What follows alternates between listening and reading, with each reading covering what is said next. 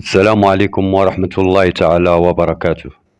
أتمنى أن تكونوا بخير وعلى خير. في هذا الفيديو غادي نتكلموا على رخصة البناء وطريقة الحصول عليها والتكلفة والوثائق المطلوبة والمستجدات التي وقعت مؤخرا في رخصة البناء وجميع الإجراءات الإدارية حتى استخراج رخصة البناء. وإذا أعجبكم الفيديو ما تنسوش الاشتراك وتفعيل الجرس باش يوصلكم كل جديد في موضوع البناء.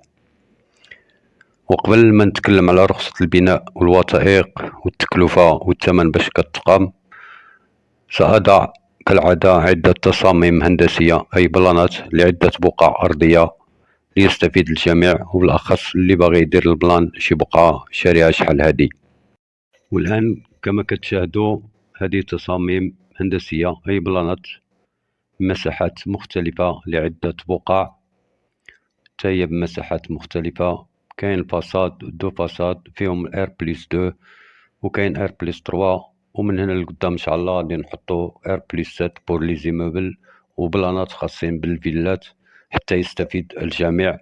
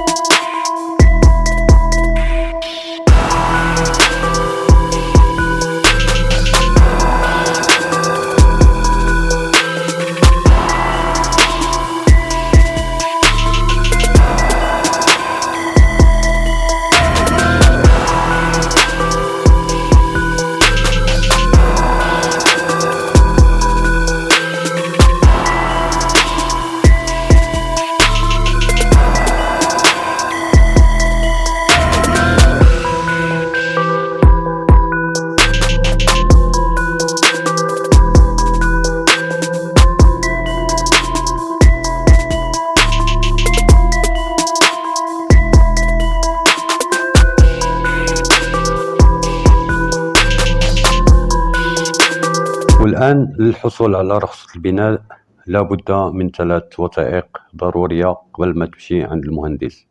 أولا شهادة الملكية للبقعة الأرضية أي التيتر فونسي إذا كانت البقعة الأرضية محفظة، وإذا كان العكس غير محفظة قدم عقد الشراء لتلك البقعة الأرضية، أو شوف شي مساح طوبوغرافي يخرج معك للبقعة ويدير لك لوفي وبلون كوطي يوريك لي بورن باش تحيد عليك المشاكل بأنك دخلتي عند هذا 10 سنتيم ولا دخل عندك شي واحد بنا ودخل عندك ب5 سنتيم.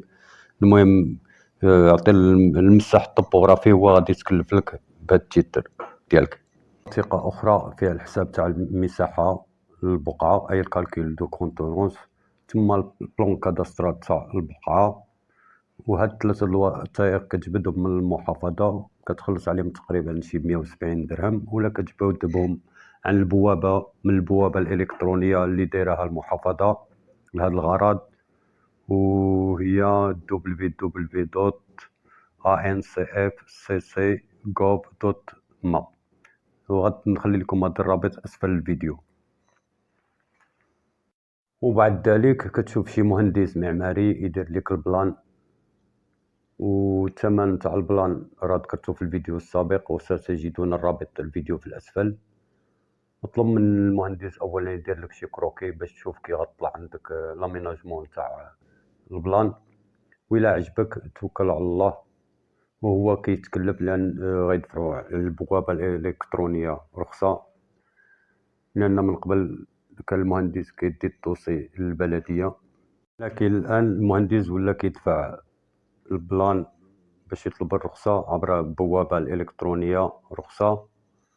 وإلا كان البلان مستوفي لجميع الشروط القانونية الخاصة بالبناء مثل المساحات تاع لاكور والغرف التهوئة والبروز، وهادو كيكونوا القوانين تاعهم كلها في دفتر التحملات تاع التجزئة، وكيتم إجابة المهندس عبر البوابة نفسها البوابة الإلكترونية رخصة.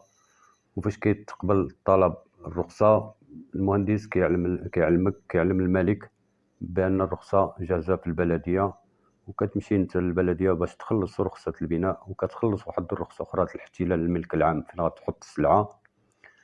والأرض العادية إلا كانت ديك البقعة عندك راه قديمة ما بنيتيهاش شحال هادي وهي عندك. والآن غادي نشوفو الطريقة باش كيتحسب المتر كاري للرخصة في البلدية. وغندير واحد المثال بسيط، 10 على 10، واحد البقعة أرضية تاع 10 على 10 أي 100 متر كارية. بقاو معنا تنشوفو الطريقة الصحيحة باش كيتحسب المتر كاري في البلدية وشحال غتقام ليك ديك الرخصة تاع البناء. غنشوفو بشحال غتقام رخصة البناء لتصميم هندسي تاع واحد البقعة أرضية مساحتها 100 متر كارية R+2 فيها لاكور 4 على 4. فيما يخص المساحة تاع البقعة راه يمكن لها تغير حسب المساحة د البقعة اللي عندك نتايا، غدير على حساب المساحة تاع البقعة اللي عندك. احنا غناخدو مثال بقعة أرضية 10 على 10 100 متر كارية، ولاكور فيها 4 على 4 هي 16 متر كارية. و تا لاكور راه كيكونو لي ديمونسيون تاعها بريفي في الكايي شارج تاع التجزئة، يمكن تكون 3 على 4 يمكن تكون 3 على 3. حنا غناخدو مثال تاع هاد البقعة هادي 100 متر كارية عندها واجهة واحدة على واحد الطريق تاع 20 متر، خارجة بلا بروز تقريبا 7 المتر، 1 متر فوا 7. إذا الار دي سي نحسبو الريتشوسي أي الطابق السفلي تاع هاد البقعة شحال غتخلص عليه في البلدية. عندنا 10 على 10 10 فوا 10 سي 100 متر كارية، ناقص كنقصو منها 16 متر كارية تاع لاكور تبقى لنا 84 متر كارية. فيما يخص البريمير إيطاج ستادير 84 متر كارية هادي لي كوفير لي غادا تبنى عندها لادال، غتزيد عليها بشحال خارجة البروز في البريمير إيطاج. هنا مثال 7 مترو كتولي 91 متر كارية. دو ميم بور الدوزيام إيطاج 84 بليس 7 متر تاع البروز باش خرج البروز هي 91 متر كارية. هنا كنديرو التوتال 84 بليس 91 بليس 91 إيكال 266 متر كارية، 266 متر كارية كنضربوها في 25 درهم. وهاد الثمن راه كيتغير حسب كل بلدي، كل مجلس بلدي كاين اللي كتخلص كتضرب في 15 درهم، كاين اللي كيحسب 20 درهم، وكاين البلديات اللي كتحسب 25 درهم. غتجيك 6650 درهم. هادشي باش غتقام لك الرخصة، كيحسبوا لك لو متر كوفير تاع داكشي كاع اللي فيه لي دال تاع الريتشوسي بريمير ايطاج دوزيام ايطاج، وكيحسبوا لك البروز بشحال خارجين عندك. وكاين طريقة أخرى إلا بغيت تحسب على المتر كاري تاع البقعة بوحدها بريمير ايطاج والدوزيام وتحسب لي بروز بوحدهم. بحال لي بروز عندك هنا خارجة ب7 مترو، كتزيد على 7 مترو 14 متر كارية كتضربها في 25 درهم كتعطيك 350 درهم، هادي تاع البروز. أما تاع لي دال كوفير تاع البقعة 84 قلنا 84 متر كارية اللي كتبقى من 100 متر كاري لأن كنحيدو لاكور، كتضربها فوا 3 كتعطيك 252 كتضربها في 25 درهم المتر كاري كتعطيك 6300. 6300 كتزيدها على الثمن شحال البروز 350 درهم هي 6650 سا روفيان لو ميم، هي هاديك 6650. أما الاحتلال الملك العمومي كيحسبوا لك لا سيرفاس القليل كاع هو 20 متر كارية اللي كيحسبوا في الأغلبية.